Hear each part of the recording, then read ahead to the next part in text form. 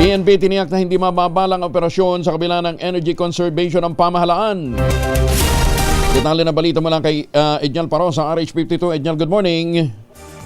Kuya Angel, hindi kasama ang pambansang pulisya sa mga magpapatupad ng 4-day work week sa pamahalaan. Ayon kay PNP spokesman, Police Brigadier General Randolph Tuanyo, hindi sila kasama sa utos ni Pangulong Bongbong Marcos na bawasan ng araw ng pisikal na pasok upang makatipid sa paggamit ng langis dahil sila ay bahagi ng uniform personnel. Pero sabi ni Tuanyo, kahit yung kanilang mga non-uniform staff, gaya ng mga admin, ay magpapatuloy pa rin sa regular na duty dahil essential ang kanilang tungkulin katuwang ng mga uniformado.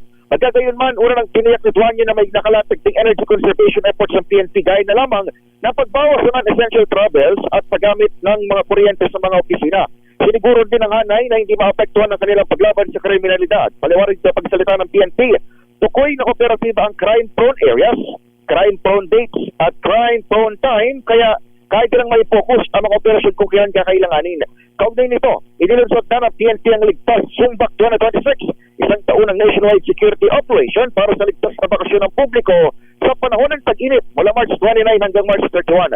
Sakop nito ang pagbabantay sa mga major event at holiday na Philippine Veterans Week, Araw ng Kagitingan, Holy Week, Labor Day at Torres de Mayo. Inatasan ni PNP Chief Police General Jose Malencio Nartatis Jr. ang Highway Patrol Group tumaw sa transport hubs at major thoroughfares katuwang ng Public Assistance Desk at mga motor center.